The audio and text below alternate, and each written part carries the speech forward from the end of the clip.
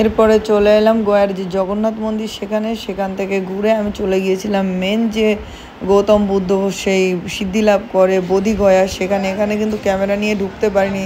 আর আমার ধর্ম নিয়ে দিনও কোনো গোড়ামি নেই, একটাই মানব জন্ম পেয়েছি, সব কিছু দেখে শুনে যাব। আমার ধর্ম আমার মনে, আমার বিশ্বাস, আমার আস্থা আমার মনে।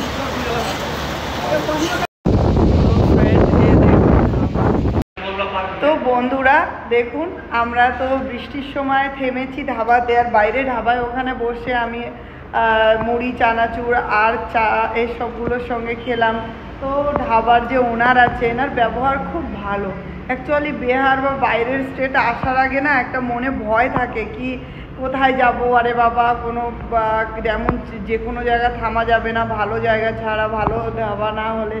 तो ये जो भाई साहब है ना, इनका व्यवहार बहुत बहुत अच्छा है, और सारे स्टाफ लोगों को भी।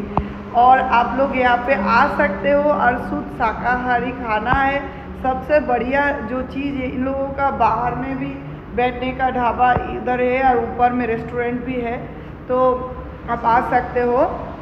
और किचन वगैरह भी हमने देखा है तो पूरा साफ सुथरा है, और एसी का भी फैसिलिटीज़ है यहाँ पे। एसी